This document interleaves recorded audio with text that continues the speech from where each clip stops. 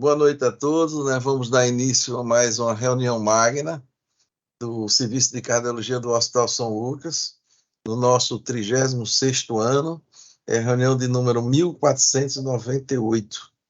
Bem, hoje nós vamos ter uma discussão de um tema, sem dúvida nenhuma, muito interessante, que é a hipertensão arterial na gestação. E, para isso, nós vamos contar com a presença, a participação de um expert no assunto, que é a doutora Carolina de Souza Costa. Bem, Carolina é uma pessoa que eu tenho assim, um grande prazer em apresentá-la, porque participei de todas as etapas da formação de Carol. Assim que ela entrou na faculdade, praticamente Carol já começou a ter contato comigo, me acompanhar. Então, participei da formação dela na graduação, depois participamos na residência, depois na pós-graduação, e sempre era uma pessoa assim, focada em tudo que faz muito bem feito. E é importante que é uma excelente profissional, né? Carol, hoje em dia, ela é docente da Universidade de Tiradentes, é mestre em Ciência da Saúde pela Universidade Federal do Sergipe, que eu tive o privilégio, como eu disse, de ter sido orientadora na sua tese inovadora de mestrado. Ela usou uma metodologia que nunca tínhamos utilizado aqui no nosso meio. E também ela é coordenadora de cardiologia da maternidade Nossa Senhora de Lourdes. Então, assim, é uma autoridade no que vai falar. Eu estou vendo que nós temos aqui na plateia, quer dizer, no vídeo, o doutor Paulo César Gomes. Olha, Carol, veja que o seu prestígio aqui, né, que nós temos pessoas do nível dele, da professor Paulo César aqui, para prestigiar sua apresentação.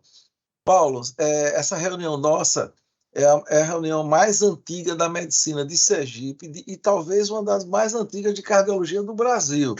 Ela tem 36 anos, para você ter uma ideia, e ela ocorre de forma ininterrupta às terças-feiras, às 18 horas. Então, Carol, a tela é sua. Muito obrigada, doutor Souza, inicialmente, assim, pelo convite, né, numa temática que, desde que eu finalizei a residência, acho que tem 17 anos, que a gente cuida das gestantes, e no SUS, né, porque é bastante difícil.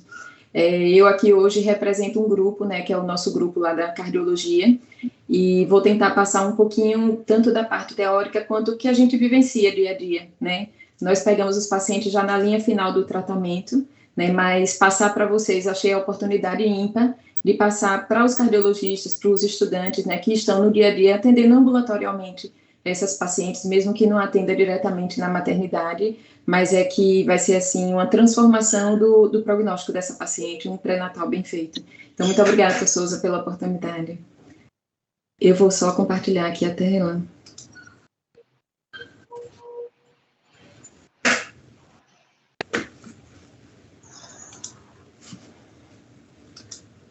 Vocês sinalizam se está tudo ok?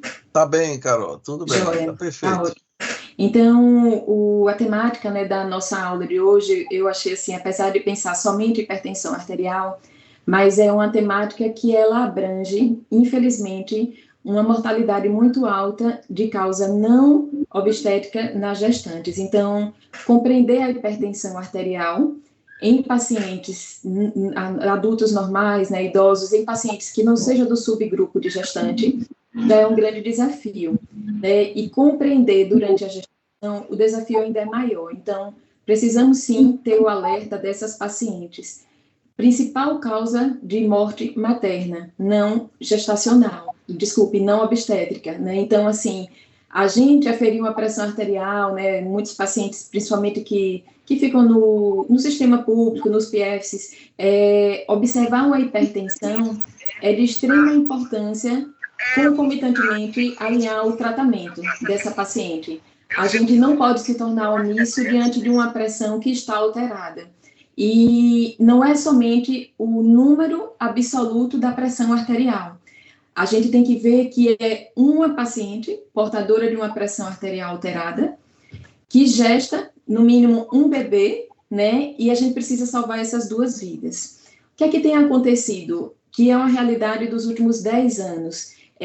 As pacientes que iniciam o processo de gestação nas primeiras semanas, né, a gente considera aí até a 20ª semana, um percentual muito alto já é hipertenso. Então, 18 a 20% na idade reprodutiva das pacientes que chegam a ficar grávidas podem ter hipertensão arterial. Então, a gente já inicia, né, algo que era para ser tranquilo, fisiológico, transformador na vida da mulher e da família. Lembrar que a maternidade é tão sublime, né, que envolve o início de uma família ou o aumento de uma família. Então, isso tem que ser extremamente considerado na hora do atendimento dessas pacientes. Das principais complicações maternas relacionadas principalmente, tanto em relação à hipertensão arterial crônica que a paciente tenha, quanto a que ela pode evoluir até o final da sua gestação. Não tem como cuidarmos dessas pacientes sem estar conduzindo a viabilidade do bebê, né? Até a 20ª semana, né, a gente tem aquele feto após toda a evolução da gestação. Cada dia é um dia. É muito interessante quando a gente acompanha. Muitas vezes, na discussão com os obstetras, nós aguardamos, às vezes, 48 horas, e às vezes são quadros bem delicados, porque a gente não pode botar em risco a mãe, né? Então, a gente tem que sempre ter aquele limiar de saber o momento de controlar a mãe e de viabilidade do bebê, e muitas vezes a gente tem que antecipar para manter a vida também da mãe, né, principalmente. Então, a nossa meta é que os dois saiam muito bem. Então, não tem como avaliarmos essas pacientes sem observarmos como está a viabilidade do bebê. Tanto que praticamente todas as avaliações que a gente faz num paciente, os cardiologistas que acompanham durante o internamento, corriqueiro é o nosso dia a dia estar discutindo o caso com a obstetra, para que, em conjunto, a gente tenha um melhor momento deste parto. O que é que chama a atenção da gente na hipertensão arterial na gestação?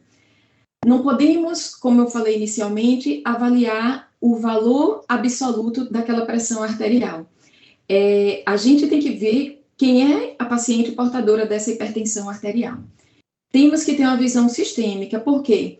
Porque o valor daquela pressão aumentado é como se fosse a via final de algo que vem muito mais atrás e com uma manifestação sistêmica importante, praticamente atingindo os principais órgãos vitais, né? A paciente pode ter complicação neurológica, pode ter complicação renal e disfunção hepática e distúrbio de coagulação.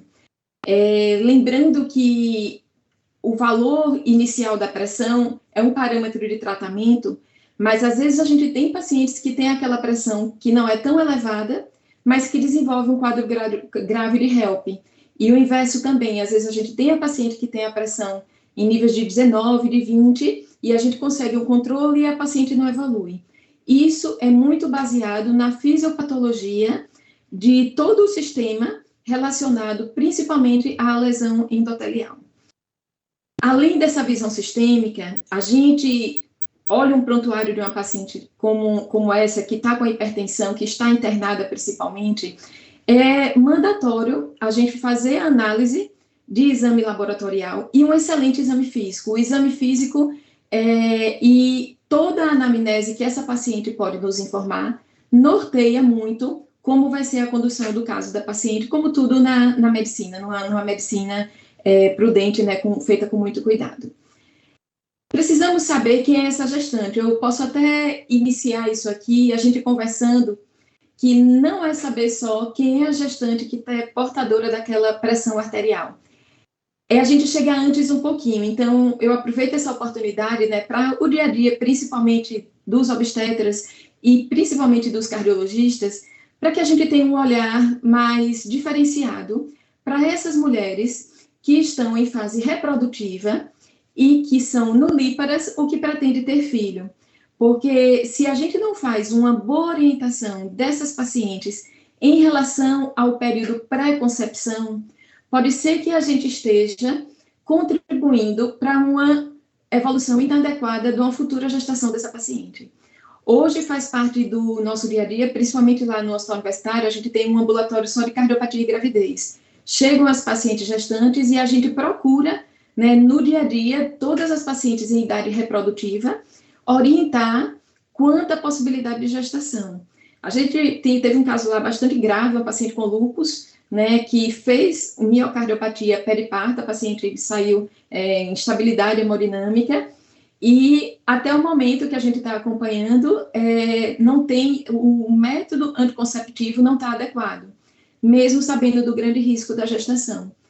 Então, conversar com o paciente cabe a nós, enquanto cuidadores, assistencialistas dessa paciente, mostrar o caminho.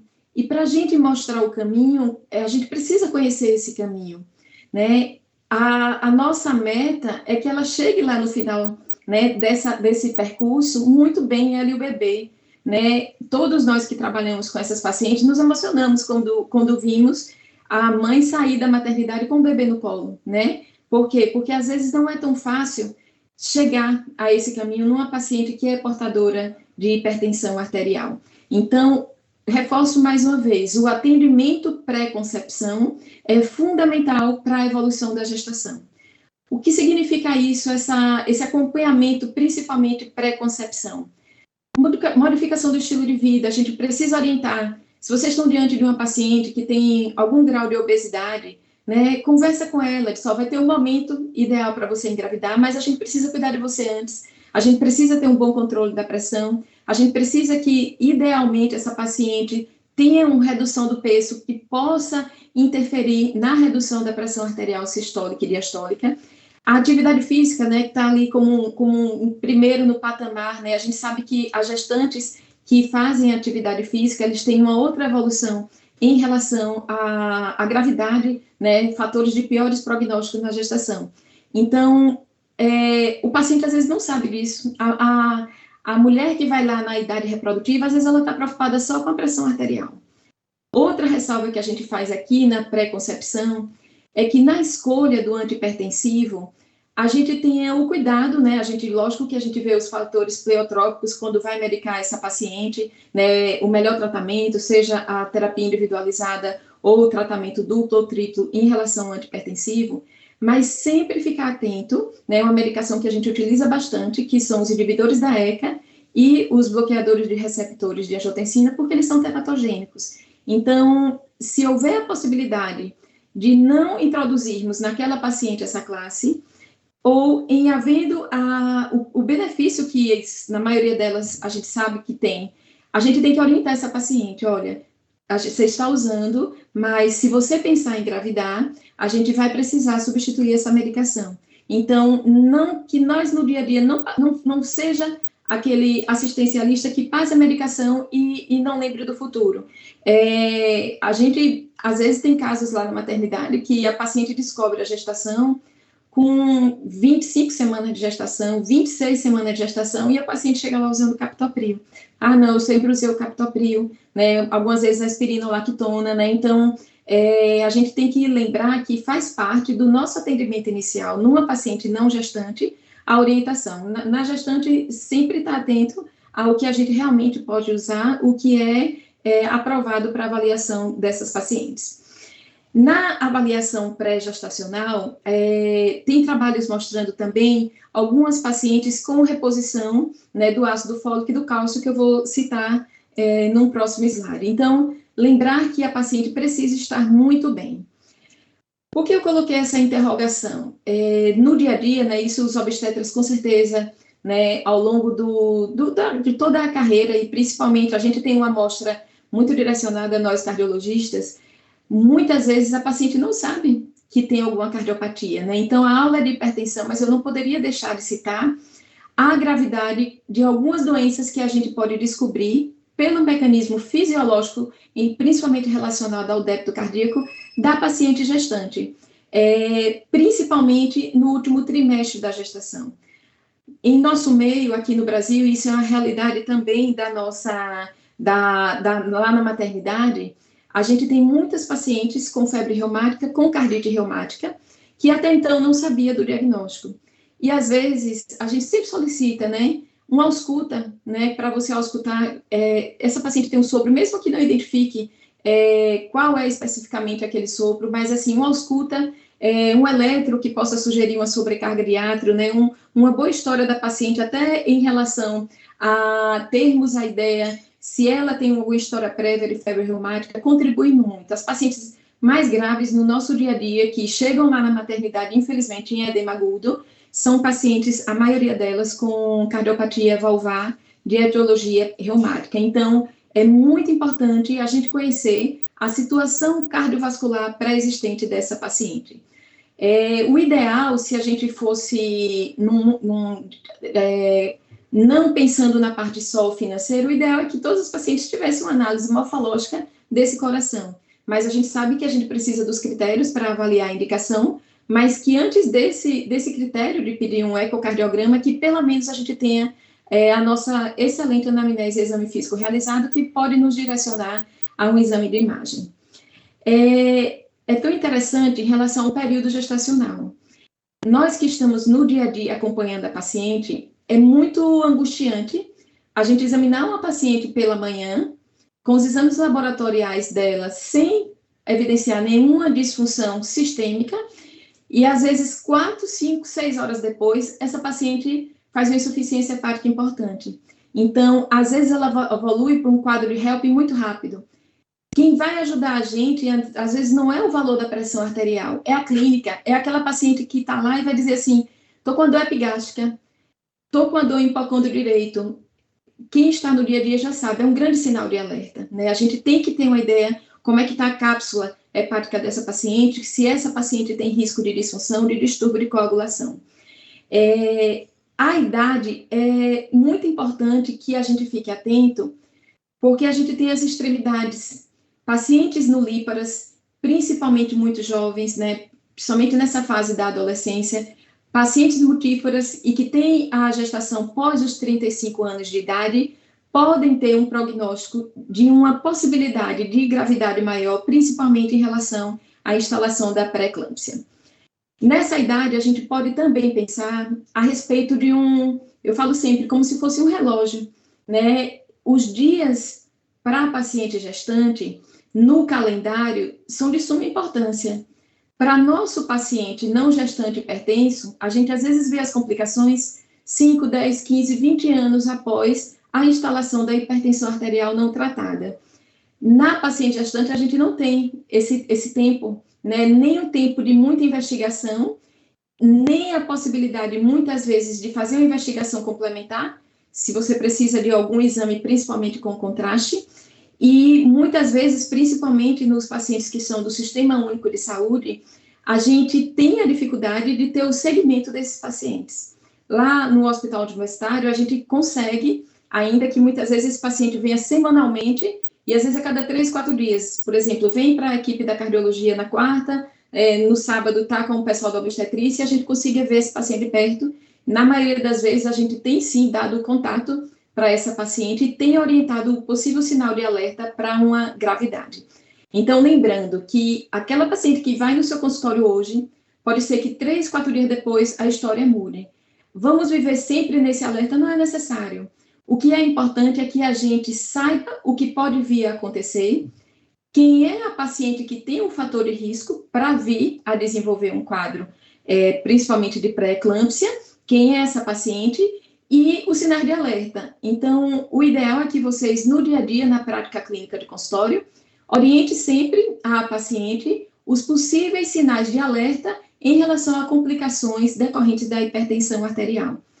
Nesse mesmo sentido, a gente também tranquiliza a paciente, né? Uma paciente que tem um pré-natal bem feito, uma avaliação pré-concepção ideal, que ela tem esse pré-natal com um cuidado maior do controle da pressão arterial, o prognóstico dela é muito bom. Então, a gente não é o fato de ter hipertensão arterial que essa paciente vai ter tanta preocupação. É necessário que a gente tenha, sim, o acompanhamento em conjunto com a obstetrícia, para que a gente tenha uma maturidade fetal com viabilidade e que a mãe também fique bem. Atualmente também, né, a gente tem estudado muito cardiopatia congênita no adulto, principalmente dos países subdesenvolvidos, em que o acesso ao diagnóstico e à investigação desses pacientes não é o ideal. Muitas vezes a gente, lá na maternidade, isso é a realidade mundial, né, mas principalmente aqui no Brasil, podemos falar diretamente sobre isso, Muitas pacientes descobrem uma tetralogia de Fallot, uma estenose pulmonar na gestação, né? No final da gestação, quando aumenta o débito cardíaco. E às vezes esse paciente já vinha com manifestação sintomática, só que ela estava tão habituada, por exemplo, aquele processo de dispneia, aquele processo de uma cianose e não procurou atendimento. Tem um caso que foi bem interessante, que nós acompanhamos, o grupo da cardiologia, acho que está bem, recorda bem. A paciente chegou para a gente com 18 anos, uma estenose pulmonar importante, e que estava com um eco dos 9 meses de idade, feito por doutora Geodete, com estenose pulmonar importante, com indicação, desde os 9 meses de idade, de fazer a correção. Essa paciente, ela fez uma valvuloplastia e evoluiu muito bem, e, pasmem vocês, 18 anos, mesmo com toda a orientação, segmento com cardiologista, essa paciente, um ano depois, apareceu lá com a segunda gestação. Lógico que bem melhor que a primeira, que foi muito grave, né? Mas, assim, o quanto é importante, mesmo a gente orientando, às vezes o paciente não tem a ideia, né? A depender da interpretação, não tem ideia da gravidade, né? Então, é fundamental que a gente conheça e possa orientar, e o ideal é que tenha esse diagnóstico prévio. Às vezes, se a gente ficar atento somente à pressão arterial, a gente pode, no dia a dia, sua pressão está bem, está 12/8, está 11/7, venha daqui a 30 dias. Ok, a gente pode fazer isso, mas lembrando que, fisiologicamente, no segundo trimestre e terceiro trimestre, é o período que vem as maiores complicações em relação à gravidade, principalmente relacionada à hipertensão arterial. Todo médico assistencialista de uma paciente gestante, o ideal é que tenha sempre em mente se essa paciente tem fator de risco para evoluir para uma gravidade. Como é que a gente sabe os fatores de risco dessa paciente? Falei anteriormente, pacientes nulíparas, pacientes multíparas, gravidez muito precoce, às vezes a gente tem lá gravidez 13, 14 anos, e gravidez tardia. Não podemos esquecer dos pacientes que têm uma insuficiência renal crônica. Então, pacientes que têm principalmente doença intersticial renal, a gente sabe que tem uma gravidade maior. Gravidez gemelar, né, muitas vezes até trigêmeos, né, então aumenta o risco dessa paciente. Aproveito e cito aqui em relação à gravidez gemelar, que a paciente, em relação ao débito cardíaco, ela já aumenta em torno aí de 40% no momento do parto, e quando a gravidez é gemelar, esse aumento é, além desse, de 15%. Então, imagine vocês se a gente pega uma gravidez gemelar, que já é considerado alto risco, numa paciente cardiopata. O risco, às vezes, transoperatório, se essa paciente não tiver um cuidado maior, e pós-operatório também, pós-parto, no puerpério, nos primeiros dias, é muito alto. Então, tem que ficar muito atento a essa paciente. Observamos também como um fator de risco para as pacientes gestantes, as pacientes portadoras de doenças autoimunes. Então, pacientes com hipotireoidismo, paciente com hipertireoidismo, com as colagenoses, pacientes principalmente com lúpus, e pacientes com síndrome do anticorpo antifosfolípide, né, que muitas delas, né, têm a indicação de passar durante toda a gestação anticoagulada. Então, a gente tem que saber o risco dessa paciente, tem que ficar atenta a qualquer queixa, além do habitual dessa paciente. Lembrar que a obesidade também é considerada fator de risco, e a paciente que tem uma história prévia, ou de uma hipertensão crônica, ou história prévia de gestação anterior, ter tido um quadro, seja de pré-eclâmpsia, seja de eclâmpsia. Então, a gente sempre fica com um cuidado maior, porque sabe que essa paciente tem um fator de risco. Precisamos sempre fazer essa introspecção, né? Isso é dia a dia nosso. Como está a minha condução em relação ao cuidado, né, com essa paciente? Então, fico feliz demais em poder passar um pouquinho sobre a teoria, né, dessa paciente, que é um subgrupo, e que às vezes a gente fica um pouquinho temeroso, porque às vezes não é o dia a dia da prática clínica da maioria dos cardiologistas, né? Do obstetra já é o dia a dia, mas não dos cardiologistas. Então, fico extremamente feliz em podermos conversar a importância da nossa orientação, porque essa orientação pode fazer, sim, a diferença na vida dessas pacientes. Aqui eu ilustro para vocês, né, o que a gente almeja, né, que o paciente pré-concepção tenha o hábito regular de atividade física e que durante a gestação a gente sempre orienta que mantenha o que ela vinha fazendo, lógico, considerando as limitações, as individualidades decorrentes daquela gestação. Tem o posicionamento, né, que foi feito em relação ao exercício relacionado à gravidez, bastante atual. Quando formos avaliar essa paciente que já está gestante, a avaliação clínica, como eu citei previamente, é fundamental. A gente entender se existe comorbidades relacionadas não só à hipertensão arterial, mas para essa paciente, se tem uma condição diferenciada que eu posso observar na paciente gestante.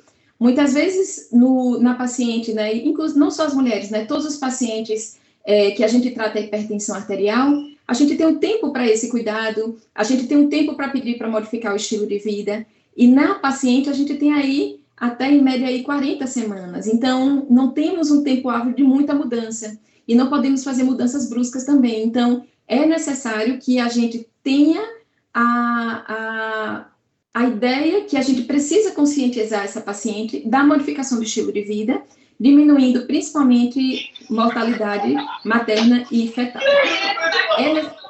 É necessário a mensuração da pressão arterial, então, o ideal, né, antes a gente pedia para mudar o decúbito, mas essa mensuração pode ser feita com a paciente sentada, né, com o membro, né, superior na altura do pré-córdio, como a gente faz habitualmente.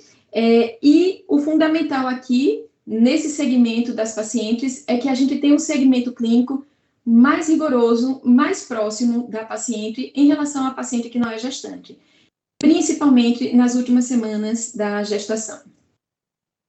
Aqui a gente tem, na verdade, vários scores, né, que a gente apresenta para risco da paciente gestante. Então, independente dos scores que a gente conhece de risco cardiovascular, um dos scores utilizados é o score de Carpreg, porque ele utiliza não só a paciente que tem uma hipertensão arterial, mas ele avalia a paciente que tem cardiopatia estrutural. Então, se essa paciente tem um histórico de um evento cardíaco prévio, seja uma insuficiência cardíaca, seja um infarto prévio, histórico prévio de uma arritmia mais grave, a classe funcional dessas pacientes, cianose, porque muitas vezes estamos diante de cardiopatias congênitas não diagnosticada. A área vulvar é de suma importância a gente conhecer, porque a gente precisa saber se essa paciente tolera uma continuidade da gravidez e, algumas vezes, principalmente na estenose mitral, a gente tem que intervir, às vezes, no segundo trimestre, no tratamento para que ela possa chegar com segurança e com viabilidade fetal no último trimestre. E observar pacientes com função sistólica ventricular reduzida. O que é que eu chamo a atenção nisso? Uma queixa comum que a gente vê na prática clínica no momento que a paciente vai evoluir na gravidez, a gente sabe que por alteração mesmo mecânica, a gente tem uma alteração ao nível do diafragma. Então, uma queixa comum das pacientes é a ter dispneia, né? Elas falam, não, eu estou cansando um pouco, eu tenho uma dificuldade de subir o degrau. A gente tem que estar atento a essa queixa, porque na maioria dos pacientes pode ser por conta realmente do volume abdominal aumentado, né, daquele abdômen gravídico. Mas nós podemos estar diante de uma paciente que está iniciando, por exemplo, a miocardiopatia periparto, ou que ela já tem uma miocardiopatia prévia, como às vezes acontece da paciente ter a miocardiopatia prévia, não saber o diagnóstico, e no que a demanda do débito cardíaco, que é aumentado fisiologicamente, essa paciente descompensa. Então, dos principais queixas de manifestação de disfunção ventricular na paciente gestante é a dispneia. Então, que a gente possa diferenciar o fisiológico do que é patológico.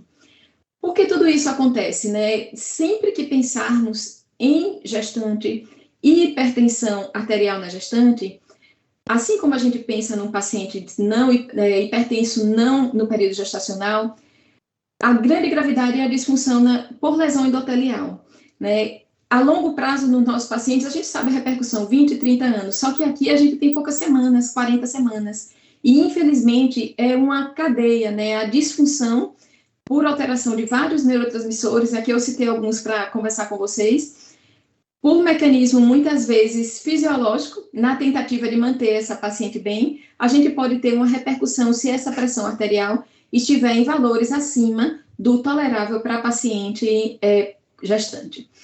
Na disfunção, é ativado o sistema renina-angiotensina-aldosterona, e um dos principais fatores, a gente tem a prolactina, a gente tem a ação das prostaglandinas, mas um dos principais fatores é em relação ao estrogênio. No que a gente altera, principalmente em relação à renina, o que é que a gente vai acontecer com essas pacientes? Elas vão levar uma maior retenção de sódio e água, então, todo o raciocínio da paciente gestante portadora de hipertensão arterial automaticamente pensa em débito cardíaco. E aquela que a gente tem, débito cardíaco, volume sistólico, frequência cardíaca. O raciocínio ideal básico é sempre esse, né? Pela fisiologia.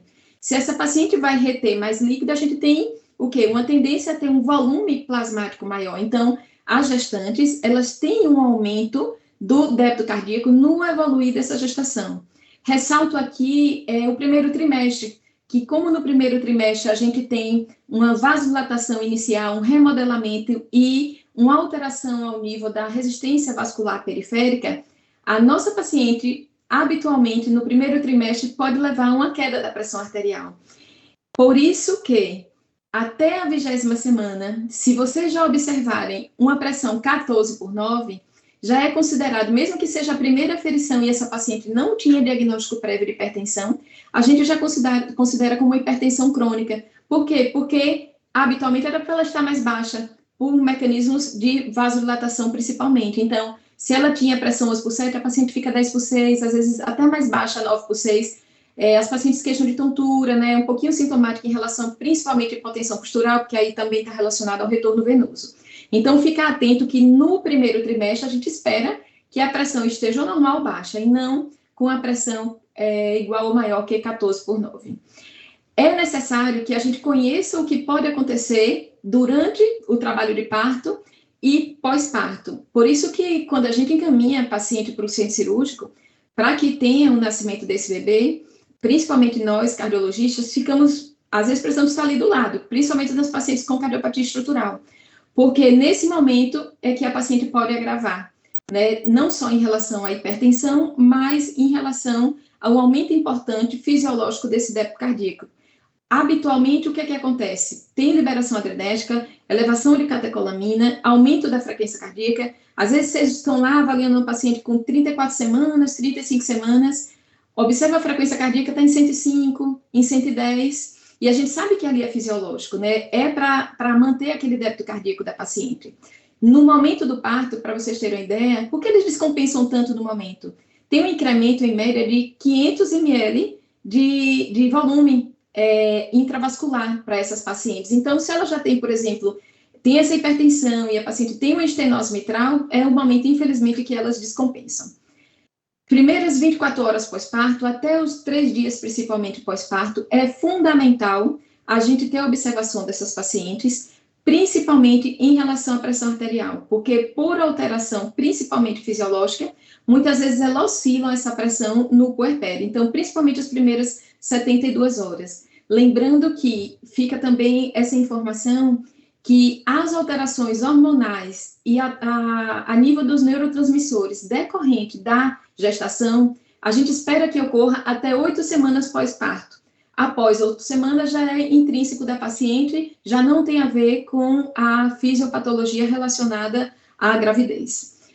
No pós-parto também temos um percentual de aumento da volemia dessas pacientes, principalmente no aumento da manipulação da placenta, né, para ter um volume maior para o bebê, então essa autotransfusão que a gente chama.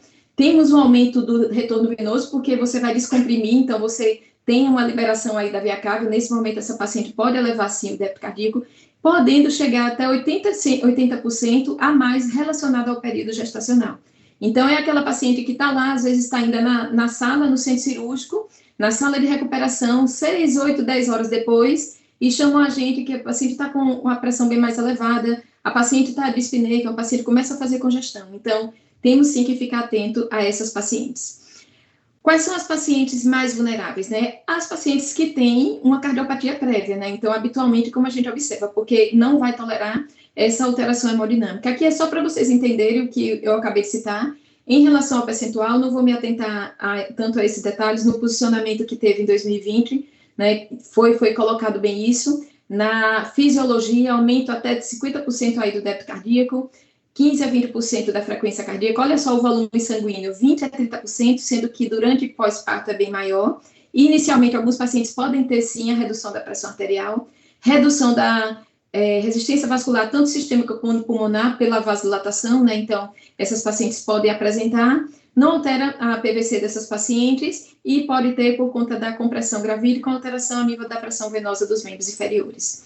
Aqui eu gostaria que vocês ficassem atentos à evolução, principalmente relacionada ao débito cardíaco, quando a gente observa o primeiro trimestre. Você vê que no primeiro trimestre o paciente está muito bem, segundo, terceiro trimestre aumenta, e no parto, no momento do parto, é quando a gente tem o pico do aumento desse débito cardíaco. Então, é uma situação de mais cuidado que a gente tem, principalmente que se a gente recebe, como aconteceu, a gente chegou uma paciente semana passada com a sistólica em 23, né? Essa paciente, para vocês terem uma ideia, hipotireoidismo, diabetes gestacional, obesidade, obesidade mórbida, e o uso irregular do antihipertensivo, tanto prévia à gestação, ela já tinha hipertensão crônica, e uso irregular durante a gestação agora. Infelizmente, teve o óbito fetal, essa paciente. Então, é muito frustrante a gente ver isso acontecer. Se a gente pudesse ter tido aquele cuidado pré-gestacional e durante a gestação, com maior afinco, com a paciente também ajudando no tratamento.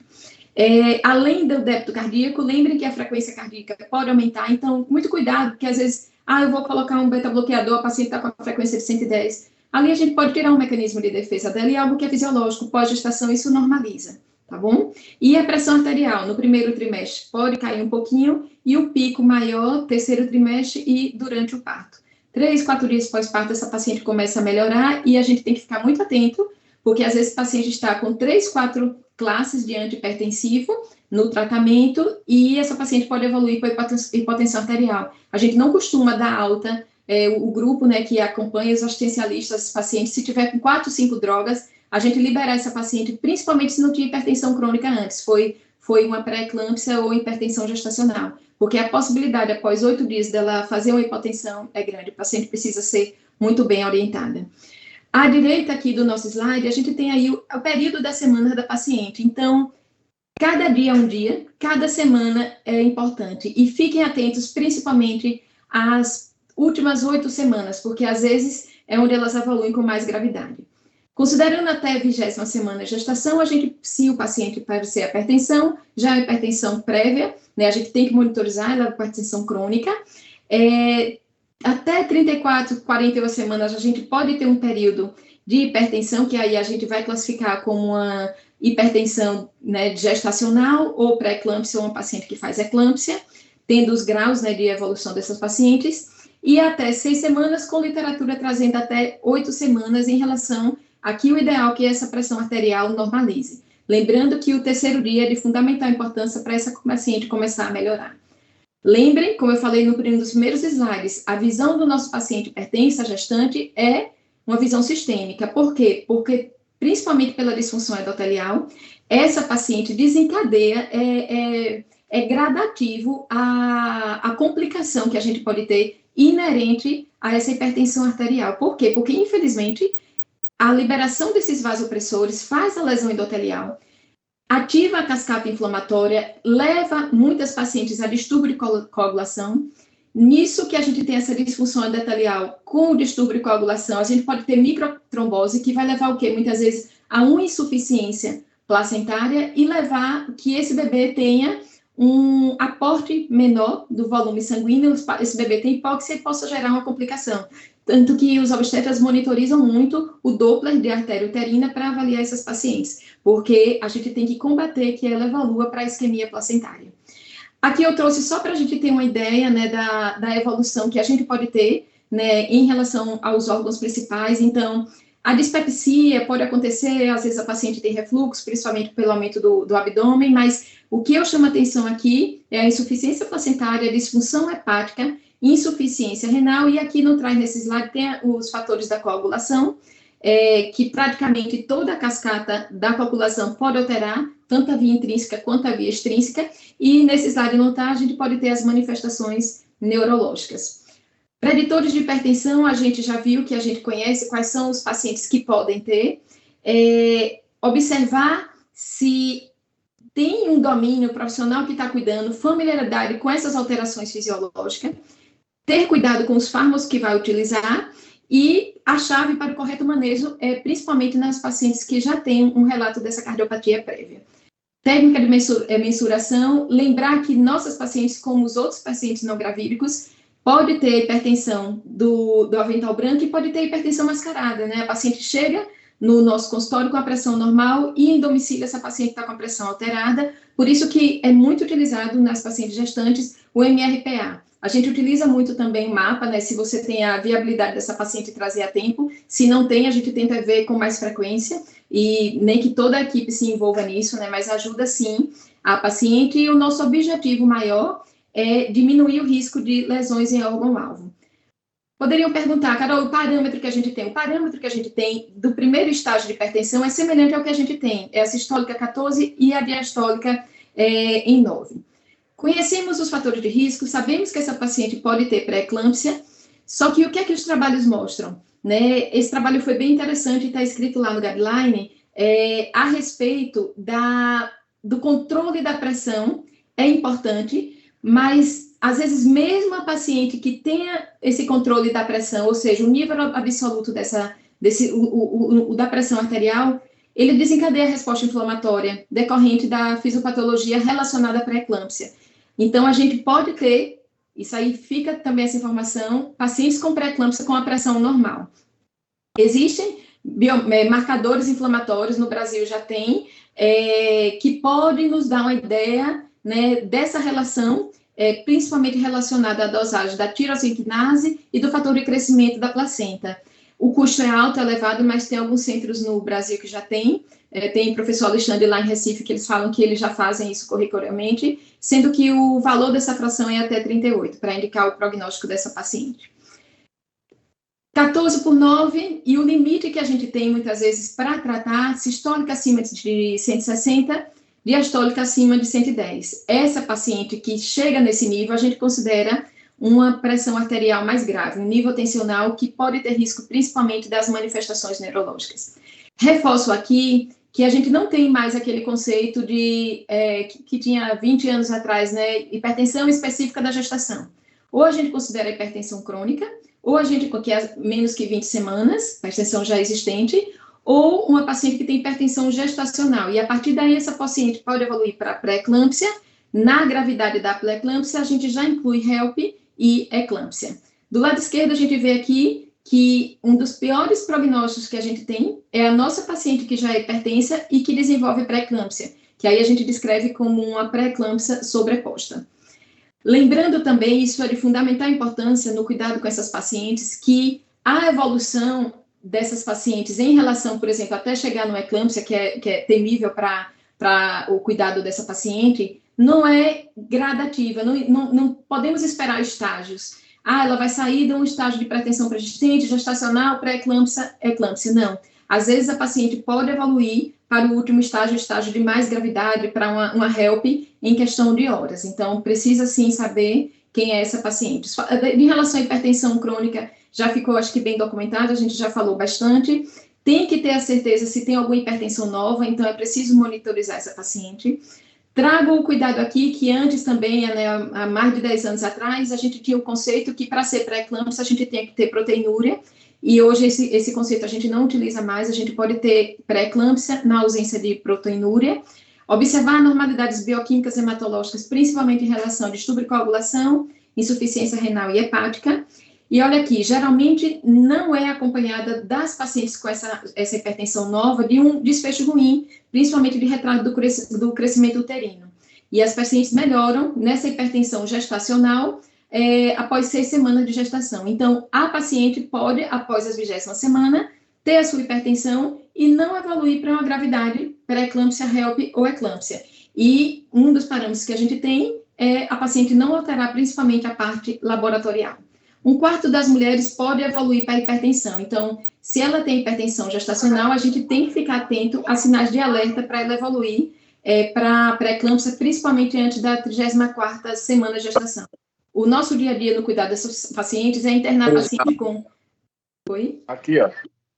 internar pacientes com 29 semanas, com 30 semanas, com 31 semanas, que é justamente um período também muito crítico. Na pré-eclâmpsia, a gente tem que lembrar que o paciente pode ter, é uma situação complexa, né, porque tem mediadores inflamatórios inerentes que levam a distúrbio de coagulação. Às vezes é inesperado, então por isso que eu chamei a atenção aqui a essa evolução.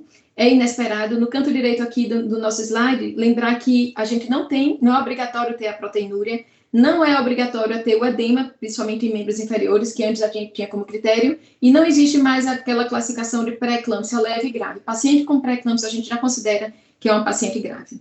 De dado laboratorial, além da pressão da paciente, que às vezes a pressão até não está alterada, a gente pode ter proteinúria, aumento das transaminases. Muito no dia a dia a gente observa a alteração no estado neurológico da paciente. O principal risco que a gente tem, que leva a mais mortalidade dessas pacientes, elas evoluem às vezes com AVC hemorrágico. Então, observar, elas queixam muito de escotoma, né, muito no dia a dia, turvação da visão, cefaleia. Então, tem que levar em conta essas queixas da paciente, são importantíssimas. Infelizmente, algumas têm esse quadro de hemólise e trombocitopenia, que a paciente pode evoluir para HELP, e disfunção útero-placentária.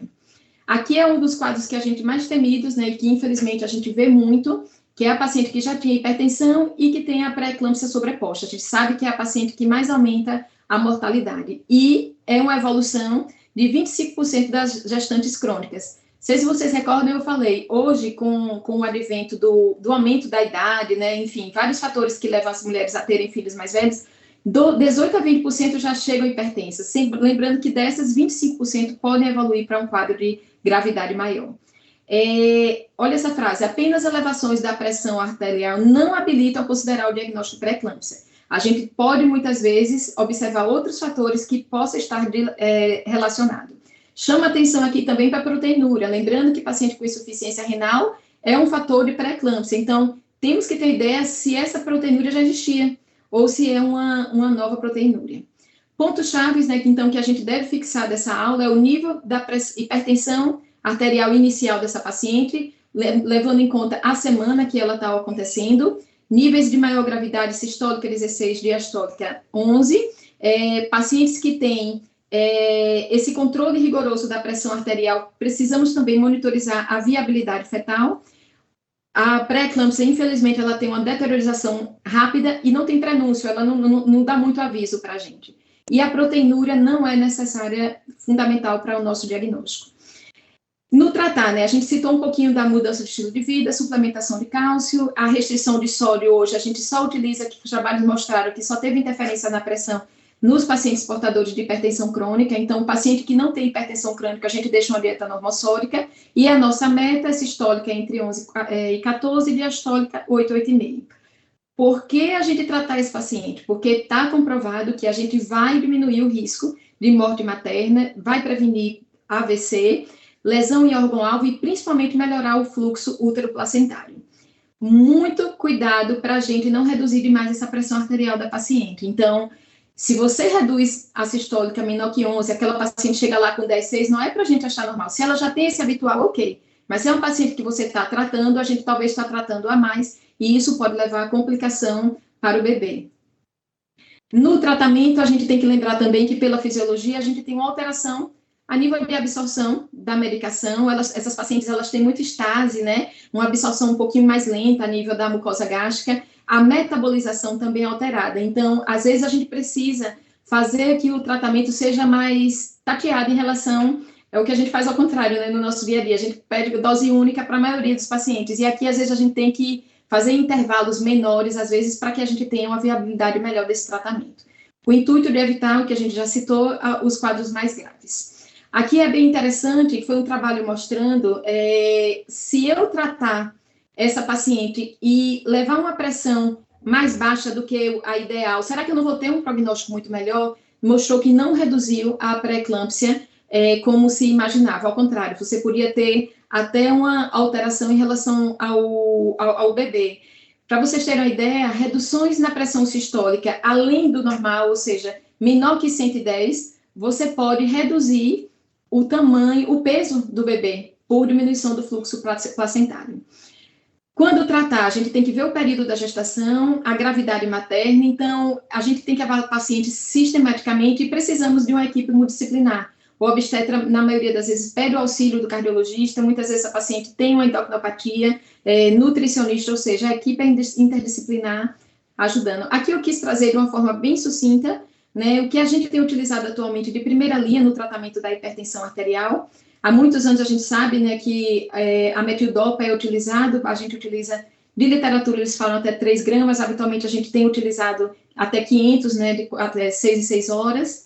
Dos antagonistas do canal de cálcio, os obstetras utilizam muito a nifedipina, porque às vezes ela tem uma ação mais rápida e tem ação de inibir um pouquinho as contrações uterinas. Então, se você tem uma paciente que precisa de uma viabilidade por mais tempo, e tem a condição de fazer o uso da nifedipina, isso é o ideal. Lembrar dos efeitos colaterais, que às vezes a paciente queixa de cefaleia e a gente tem que ter ideia se é uma pré-eclâmpsia. Dos beta-bloqueadores que a gente utiliza habitualmente é o metoprolol. Em cima eu chamo a atenção que a gente não utiliza teratogênico, midodaec, BRA. O atenolol dos beta-bloqueadores é o que mais leva à complicação uterina, à disfunção em relação à parte da endócrina, principalmente para o bebezinho, então a gente evita usar. Espironolactona também teratogênico e hidroclorotiazina. Segunda linha de tratamento que a gente tem utilizado, muitas vezes ela não controla com as 3 acima, pode ser utilizada a hidralazina é muito utilizada também na forma venosa. A clonidina é uma droga que a gente coloca aí como quarta, né, e diurético somente em pacientes que tenha, a gente avalia o custo-benefício, quadros de hipervolemia. Né? Então, aqui é bem interessante também, aqui ele fala, na verdade, ele resume desde o nascimento, como eu posso evoluir essa gravidez com todo o cuidado que a gente tem que ter até o pós-parto dessa paciente, não deixar de cuidar nessa paciente no pós-parto. Todas as pacientes precisam de individualização do tratamento, modificar individualmente o estilo de vida dela e temos que ter uma política de assistencial muito grande nesses pacientes. Aqui foi o mais recente que a gente tem, é bem interessante em relação a pacientes que, esse foi agora de 2023, pacientes que têm a reprodução assistida. Foi observado que quando os embriões são congelados, aumenta o risco de até 74% a mais dessa paciente desenvolver hipertensão. Não se sabe ainda o motivo que isso está acontecendo, mas é algo que a gente ainda vai ter essa resposta para buscar entender o que é que na implementação, né, na técnica, eles acham que é mais relacionado à técnica do congelamento desses embriões que pode levar a paciente hipertensão. Então, se a gente sabe que a nossa paciente é uma paciente que fez essa reprodução assistida, de embriões congelados, não embriões não congelados, a gente sabe que ela pode desenvolver hipertensão. Aqui ele fala que nos Estados Unidos, 1 a cada 25 gestações pode evoluir para a pré-eclâmpsia. Aqui é um pouquinho do nosso dia a dia, né? Para quem não conhece, a maternidade Nossa Senhora de Lourdes, que é a maternidade de alto risco do nosso estado. Aqui a gente tem, né, as nossas reuniões, hoje a gente consegue também online. Temos aqui a doutora Celi, que foi nossa grande inspiradora. Na verdade, o início foi com a doutora Líbia, foi a primeira cardiologista da maternidade de alto risco, em 2002.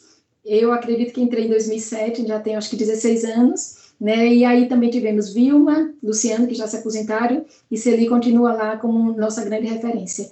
A gente tem muito apoio de toda a equipe, então aqui é o nosso time, né, que é um desafio muito grande do nosso dia a dia, cuidar dessas pacientes, mas o desafio maior é a gente poder compreender a evolução e salvar essas vidas. Então, mesmo com a dificuldade que se tem, principalmente no Sistema Único de Saúde, a gente tem, sim, tido um trabalho, assim, exemplar, né? É difícil trabalhar com paciente grave num local que a gente não tem unidade de terapia intensiva, mas eu parabenizo aqui os colegas que realmente fazem um trabalho ímpar, né, no nosso estado.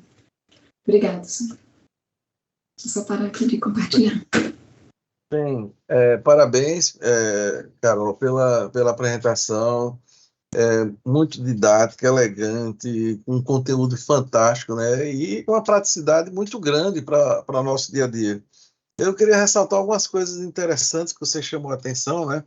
Quando a gente fala assim, que hipertensão é a principal causa de morte no mundo, reversível, né, como fator de risco, você também cita que na gestação também ela se constitui a principal causa de morte não obstétrica, né, vamos supor assim. Outra coisa, a chance de você encontrar uma mulher gestante hipertensa é muito grande. Você cita aí, quer dizer, quase um quarto, né? Como você Isso, falou, muito alto. né? Então, é mais ou menos 18 a 20%. Logicamente, aquele mecanismo, eu acho que do tratamento, dessa arte de você equacionar aí a vida de mãe e concepto, né? Então, quando a gente está tratando aqui um hipertenso aqui na minha frente, eu estou vendo somente o hipertenso. Né? Quando você está tratando uma gestante hipertensa, você está tratando dois, né? Então, essa é uma arte, sem dúvida nenhuma, que tem que ser considerada. E o que a gente nota de tudo que você falou é a importância muito grande do acompanhamento, do exame clínico bem feito, né? E de você adequar os exames complementares na medida que for preciso, né? Então, assim, tem horas que quando você não pode fazer o que deve fazer o que pode. Então, Perfeito. você falou muito bem aí, seria bom se eu tivesse um, um perfil de todos os pacientes, eco feito em todo mundo, mas isso do ponto de vista prático não existe, é impossível. Então, isso é uma coisa interessante. Outra coisa também, esse conceito novo que nós aprendemos muito, ficar aquela 20 semanas como fator Divisor, né? de divisão entre hipertensão e doença hipertensiva específica da gestação, né? Quer dizer, você já mostrou essa diferença. Eu acho que vou abrir para debate, mas você elucidou, foi muito completa na sua apresentação, e eu acho que assim, foi muito bom para nós cardiologistas, porque sempre todo mundo tem um receio muito grande quando vê quando vê a hipertensão gestante. É, Paulo César, no começo da apresentação, eu estava relembrando um caso em que eu acompanhei com Carol. Há quantos anos, Carol? 17 anos, mais ou menos, né? Acho que foi 2005, 2006, doutor Souza. Por aí. Entendeu? Da Santa Helena, né? Era uma profissional de saúde que tinha. E naquela época, Carol você era residente, Carol. Residente, Ela residente era residente, viu, da Paulo casa. César?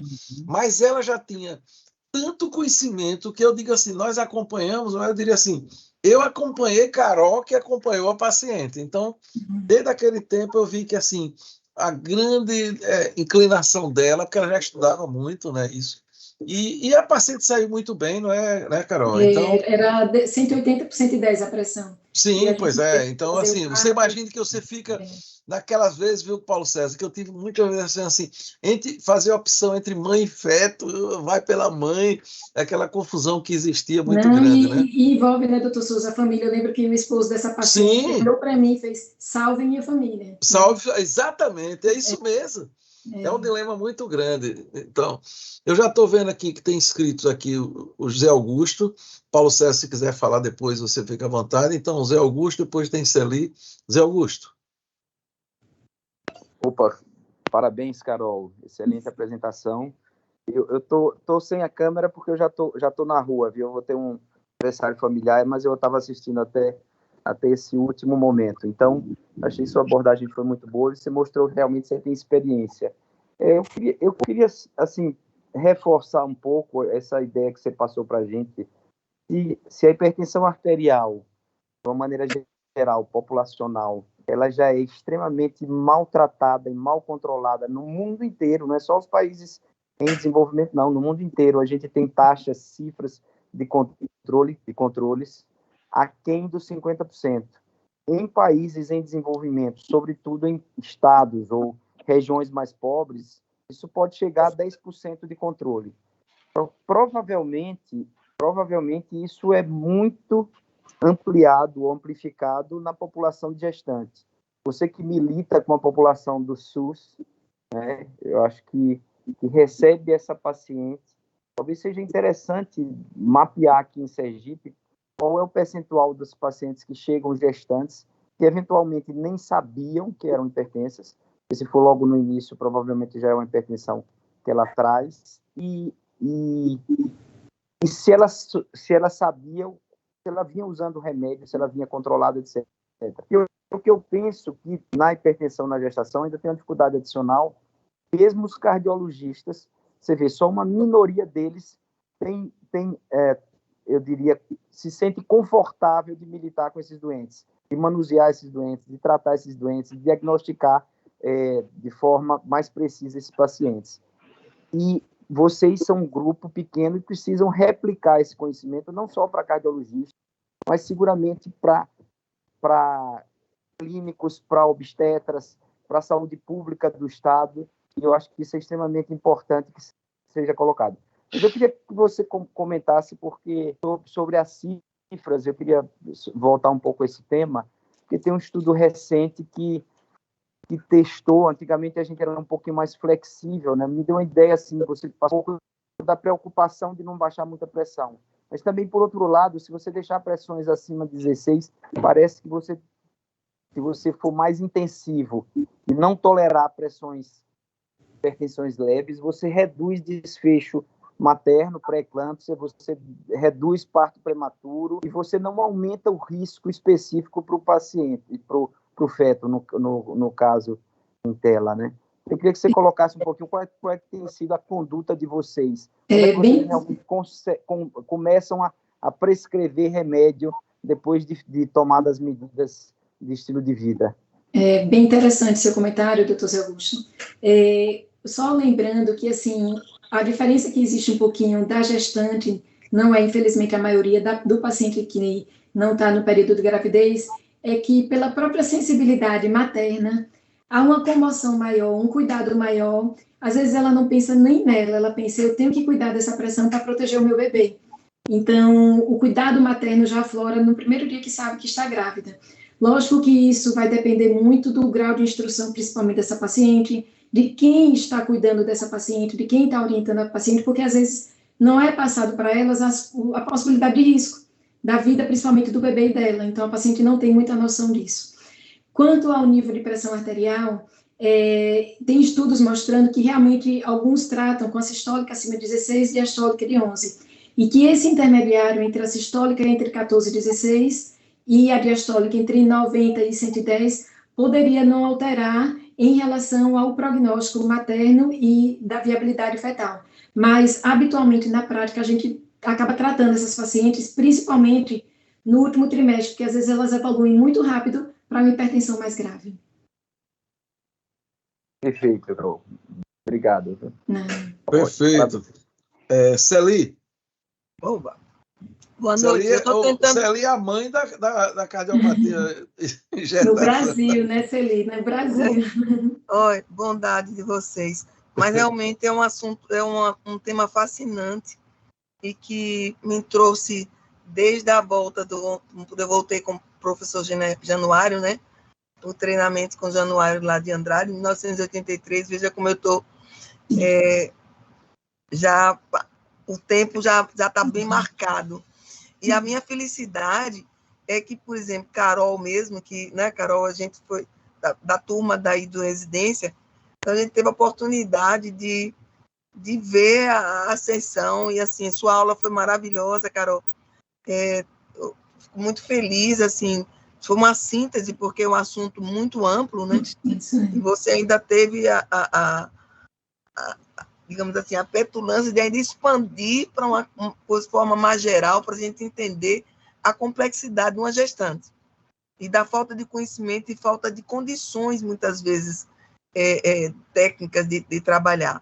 Então, a nossa equipe realmente é, assim, fantástica. Hoje é um prazer enorme estar trabalhando com Carol. Já podia estar aposentada, então, há anos está aposentada, mas eu não consigo largar aquela maternidade, e cada dia estou mais inserida, porque agora a gente está levando, José Augusto, a um estudo, um levantamento dos nossos casos, uma aluna da Universidade Tiradentes está fazendo isso, e a gente vai ter condições de mostrar alguns dados nossos, em relação, inclusive, a esse de hipertensão crônica que entra, que esses valores que são discrepantes, que é a falta desse conhecimento. Então, assim, é muito, muito gratificante mesmo. Quanto, cara, eu estava lembrando do estudo SHAPE, né, que eu acredito que é isso que o Augusto estava querendo fazer a comparação com o estudo SHIP. O SHIP é que foi até há 2 anos atrás, praticamente, era que advogava manter a pressão, só tratar com pressão mais elevada, sob o risco de causar eventos graves para o bebê e para a mãe. Mas o shape, que é relacionado à mulher hipertensa crônica, ele já mostra que nessa população de pacientes, a gente tratar, abordar, deixar, não permitir níveis tão elevados, já começar a tratar a nível de 140/90, acima disso, já não traz malefícios, não é? Não traz malefícios, nem para o bebê, não houve abortamentos, nem mais abortamentos, e também não houve evolução para eventos graves de pré-eclâmpsia ou eclâmpsia. Então, isso nos deixa um pouco mais tranquila. Embora a Carol enfatizou algo muito importante, que é o fato de a gente ter atenção para que não haja grandes quedas, grandes oscilações de pressão. As grandes oscilações, e aí vem uma coisa muito importante, que é a lida com os tensiômetros, né? Com os tensiômetros inadequados. Então, tem uma série de fatores que se leva em consideração, que a gente, né, Carol, no dia a dia, a gente leva, às vezes, até o nosso mesmo, para fazer aferições. Fábio mesmo, Diniz é um que leva o aparelho dele, eu também levo, a Carol leva. De vez em quando a gente está levando para evitar esses danos. E claro que saindo da nossa realidade da maternidade, eu queria deixar alertado isso, que a medida da pressão arterial, enfatizar, não é chamar atenção, que Carol falou muito bem sobre isso, chamada da individualização, da medida da pressão adequadamente. E lembrar, Zé Augusto, que o primeiro caso, não sei se o primeiro, mas um dos casos graves de pré-eclâmpsia que nós tivemos o cuidado, o prazer de tratar, e foi na Santa Helena, com o... Eu estou esquecida, Guto, qual foi das meninas de Xélia que teve... Foi hoje uma geriatra e professora da universidade. Exatamente, que nós cuidamos, porque fomos convidados, o doutor Zé Augusto...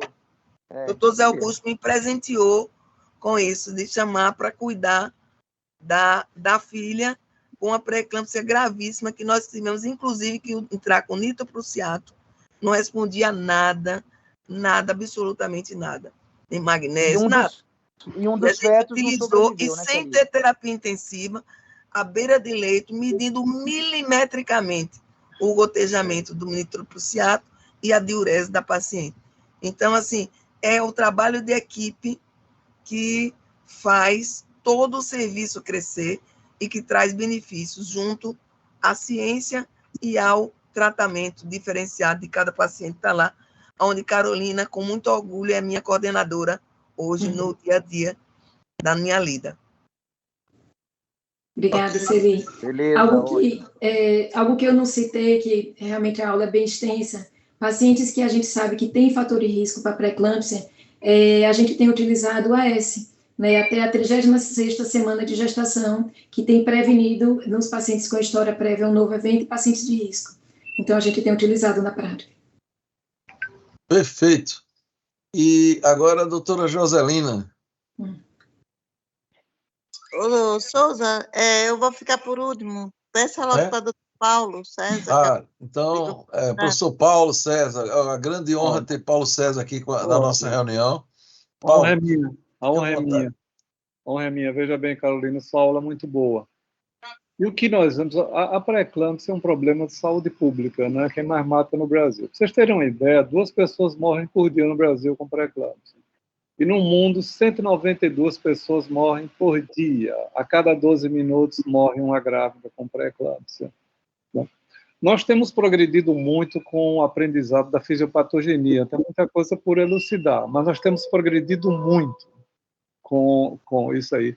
Mas o que eu gosto muito por exemplo, uma coisa que os livros dizem até hoje, que a grávida com doença hipertensiva ela tem vasoconstricção generalizada. Não é. Ela tem 2 perfis hemodinâmicos, um periférico vasoconstrictivo e um de hiperperfusão central, que ela faz isso. Mas os livros continuam dizendo isso, né? Que não é uma verdade científica. Outra coisa, por que não focarmos na prevenção, como você falou agora? Sabe por quê? Porque, por exemplo, se a gente pegar somente os dados, as características maternas, nós conseguimos fazer uma identificação daquela paciente de risco de até 39%. Mas vejam só, se nós pegarmos a história clínica da paciente, fizermos a pressão arterial média dela, que qualquer clínica faz, tem um aparelho que você pode fazer ao mesmo tempo, mas pode fazer a média. E se a gente fizer, veja bem, a história clínica do paciente, mas a pressão arterial média materna, mais o Doppler da artéria uterina, nós vamos identificar 70% daquelas pacientes de risco que são candidatas ao uso da aspirina. A aspirina hoje a gente usa à noite, em torno de 150, e veja bem, quando a gente indica bem aquela paciente, nós conseguimos evitar a pré-eclâmpsia em 82% daquelas pacientes abaixo de 32 semanas, e abaixo de 36, 62%. E hoje todo mundo no exame morfológico do primeiro trimestre, ele deve fazer esse rastreamento de pré-eclâmpsia, né? Porque se a gente fosse fazer um estudo assim, de modelo competitivo e a gravidez durasse 50 semanas, toda grávida iria ter pré-eclâmpsia. Naquela paciente de risco, antes dela ter 40 semanas, o parto ele ocorre. E outro detalhe, por exemplo, isso de rastreamento, uma coisa que... Eu tenho uma aula de prevenção e rastreamento que eu posso, Souza, se você quiser fazer parte aqui. Nós estamos com estudos bem avançados. Já está convidado. Eu tenho uma aula pronta, né, que é de rastreamento e prevenção de pré-eclâmpsia. Eu não tenho mais pré-eclâmpsia grave no meu consultório, porque hoje tem sido estudado também. Olha, a metformina, começou a se dar metformina naquelas pacientes com sobrepeso, para que elas engravidassem, digamos assim, em melhores condições, tal, tudo. 72% dessas pacientes que usaram metformina não tiveram pré-eclâmpsia. E sabe o que é que tem se estudado muito hoje, com bom resultado, trabalhos agora de 2023, pravastatina, naquela paciente que é alérgica à aspirina. A gente tem usado também a metformina, né, o esomeprazol também. E várias outras pesquisas têm sido feitas também, porque a gente tem que pensar em prevenção, não deixar que a doença se instale. E nós temos naquela paciente, por exemplo, que ela foi negativa, teve um rastreamento negativo, dá 10%, né? Isso aí, e ela pode desenvolver depois de 20 semanas. Nós podemos usar a artéria oftálmica, que é fantástico também, outra coisa fantástica. Você falou muito bem que, por exemplo, não se fala mais em pré-eclâmpsia leve e grave, porque em horas ela pode passar. Então, toda a pré-eclâmpsia ela tem. E a proteinúria também, que é tardia, acabou isso, né? Se você tiver alteração renal de creatinina, se você tiver alteração de enzimas hepáticas ou até alteração fetal, isso passa a ser. E a proteinúria não é mais. Edema já saiu há 30 anos atrás, que não faz parte. Então, eu acho que nós devemos focar na prevenção, rastrear aquele grupo de risco e usar o que se pode. Hoje, aspirina, 150 miligramas. E, se não, usa a pravastatina. E tem o esomeprazol, como eu falei, a metformina, e outros estudos assim, em andamento. Mas a pravastatina, por ser fator que equilibra, faz aquele equilíbrio entre os fatores antiangiogênicos e o angiogênicos, é fantástico. Os marcadores, a S-FLIT com o PLGF, são caros ainda. E o que está sendo usado agora são os metabolomas, mas não é a nossa realidade. Os metabolomas são fantásticos, né? Porque esses marcadores, eles aparecem alterados 4 ou 5 semanas antes do paciente manifestar a doença.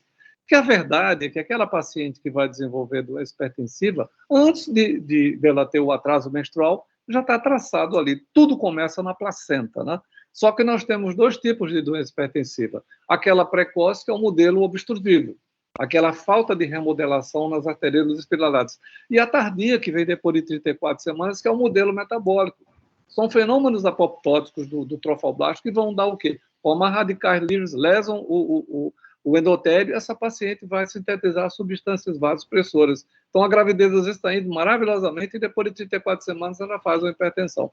Isso nós podemos rastrear antes. Eu acho que o grande segredo que nós temos é exatamente isso, é prevenir.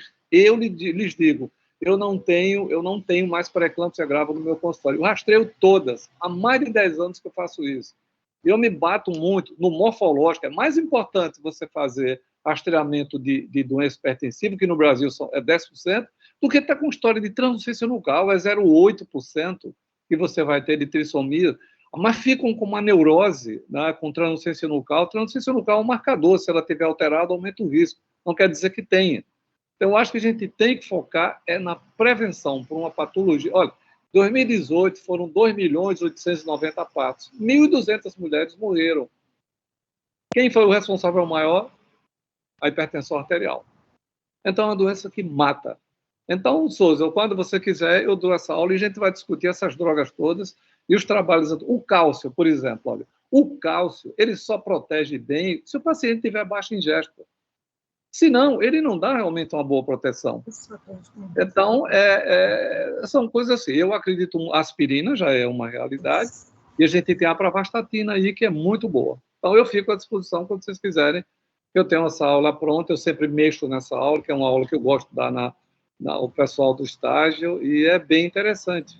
Isso aí, mas uma aula foi muito boa. Você conseguiu sintetizar, né, o que é de realmente mais importante, e essas divisões que nós fomos tendo, né, na obstetrícia, e fundamentalmente a fisiopatogenia. A fisiopatogenia, a gente quer uma mescla. A paciente, para desenvolver doença hipertensiva, ela tem que ter histórico, a imunogenética toda, e principalmente esse desequilíbrio. São 2 estágios, um e o outro mais tardio. Então, a gente já consegue identificar essas pacientes e bloquear esse estágio dela. Okay? Perfeito, Paulo. Eu vou pedir para a nossa secretária Daiana entrar em contato com você para agendar. E um detalhe só, assim, eu tenho um receio sempre grande de usar aspirina em gestante, com aquela possibilidade de dificultar o fechamento do canal arterial, mas parece que isso aí é uma coisa que não existe, né? Nessas doses, não. Não, perfeito. Na verdade, a gente usa os trabalhos mesmo. O que se viu? Quando você dá abaixo de 100, você não dá uma boa proteção. E ela tem que ser usada, só age, apesar de você poder usar depois de 16 semanas, mas os melhores resultados são abaixo de 16 semanas. Quando você aumentou a dose e deu à noite, primeiro, a resistência da aspirina de algumas pacientes, quando elas usam, por exemplo, uma dose menor do que 100, é em torno de 25%. Quando elas usam 150, é 5% de resistência à aspirina. Então, não há problema de fechamento do canal arterial. Perfeito. Já com os anti-inflamatórios. Eu estou lembrando aqui, eu fui professor de Joselina, veja só, hein? Estou vendo aqui, fui professor dela ali. Hoje ela está a ano-luz de mim, né? Que bom, mas é um prazer que eu tenho, que foi minha aluna, dá para plantão comigo na maternidade, no 6º ano. Porque quando eu entrei na universidade, eu fui ensinar só o 6º ano, até agora eu só ensino o 6º ano. Então, eu fico honrado de ter uma aluna desse porte, né? Ter tido uma aluna desse porte. Pronto, então, aí, agora, Joselina, sua intervenção agora. Obrigada, professor, muito obrigada. Eu estava aqui lembrando exatamente disso. Isso. Mas eu queria ser breve e dividir de forma objetiva a minha fala no passado, no presente e no futuro, né? Em relação a Carol. Carol, no nosso passado, né, Carol, você foi nossa primeira residente, depois de uma luta enorme de Souza para montar a residência do Hospital Universitário, e você sempre foi brilhante na sua seriedade, né? Isso é no passado. E no passado também você me deu uma força enorme. Quando eu passei 2 anos lá na maternidade Nossa de Luz, terminando meu tempo no Estado, né, de funcionária pública, né? Você já fazia uma diferença enorme. A doutora Celi tinha saído nessa época, eu fiquei no lugar dela temporariamente, e você já era chefe, junto com a doutora Vilma, me ajudaram bastante. Eu sempre grata a você por aquele momento. E hoje, que é o presente, né, eu assisto essa aula brilhante, você falando com muita propriedade, né, e eu fiquei bastante feliz, inclusive terminou me tirando várias dúvidas, né, nos nossos pacientes. E naquela época que eu fiquei lá na maternidade, eu encaminhei para mim, no meu ambulatório do HU, várias pessoas, várias hipertensas, né? Que essas criaturas estão comigo até hoje no ambulatório do HU. Porque eu ficava muito inquieta em liberar aquelas pacientes para os postos de saúde. Terminei mandando para mim mesma, né? Encaminhei para mim mesma, lá no meu ambulatório.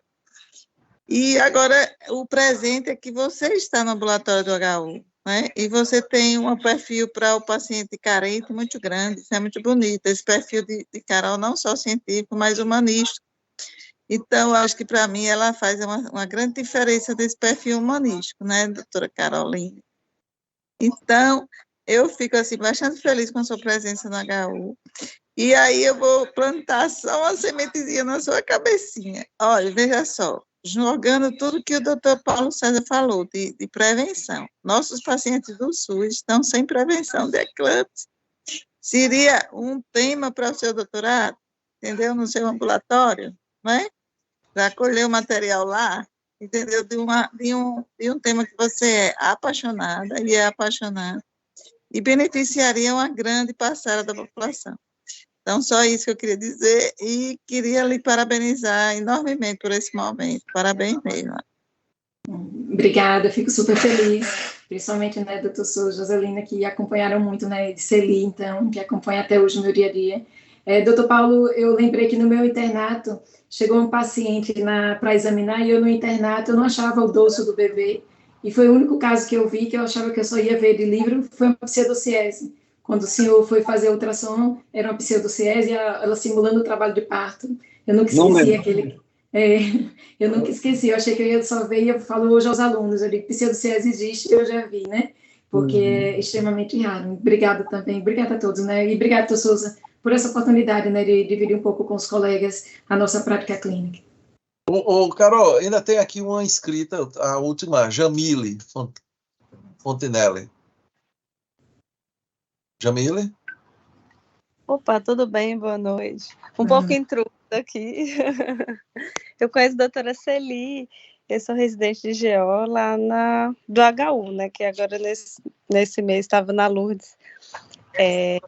Recebi o link e aproveitei a oportunidade para poder ouvir a aula maravilhosa, muito obrigada.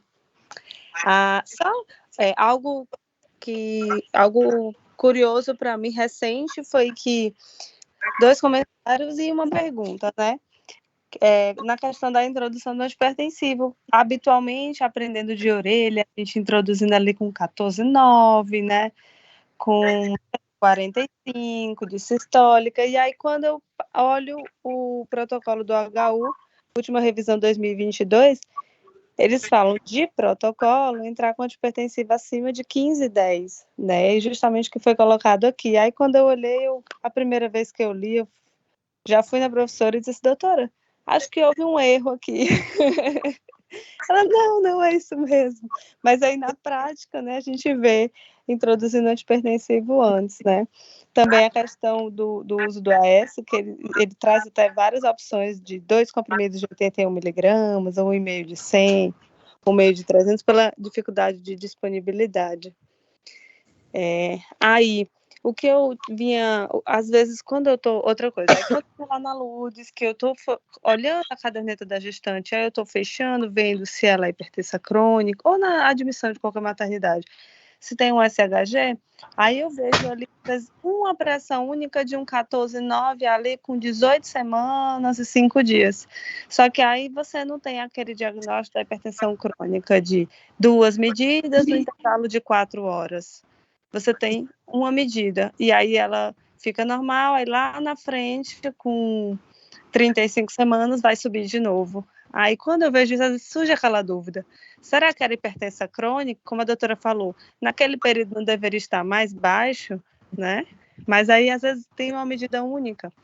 Às vezes eu fico nessa dúvida, se ali eu enquadraria numa DEG ou seria uma hipertensão crônica. E a minha outro questionamento era em relação ao valor significativo do ácido úrico. Qual a importância dele, de eu pegar na minha hipertensão crônica e, junto com os outros laboratórios, averiguar no início o aumento dele? Qual é a relevância de eu fazer antes, ali no meu pré-natal, e lá na frente, quando eu já estou acompanhando marcadores de gravidade laboratorial? Obrigada, Jamile, por sua colocação, né? Muito bom saber, né, da residência aí do Hospital Universitário que você é acompanhando. E sua curiosidade é bem pertinente, né? Essa sua pergunta, a gente não tem só uma resposta. Se a gente pega uma pressão isolada antes da 20ª semana, 14/9, a gente tem que ter certeza que isso ali chamou muita atenção, da técnica de mensuração dessa pressão arterial. Porque, às vezes, você não está com o tensiômetro adequado, às vezes tem que ver se foi feito por um profissional de saúde habilitado e se essa paciente tinha situações de liberação adrenérgica naquele momento, se ela teve o repouso necessário de 5 a 10 minutos para poder aferir aquela pressão. Então, uma pressão isolada, é preciso que você tenha muito cuidado, e principalmente essa paciente que você falou, normal, uma isolada e depois a gestação inteira normal. Né? Eu acredito que essa isolada e ela evoluindo bem, algo é a manutenção, algo é um fator isolado, mesmo assim a gente orienta essa paciente, monitorização e a modificação do estilo de vida. Quanto ao ácido úrico, habitualmente ajuda muito para a gente o parâmetro pré de evolução, né, da gente ter um parâmetro de como era essa paciente e se ele pode entrar ou não como um critério de gravidade maior dessa paciente.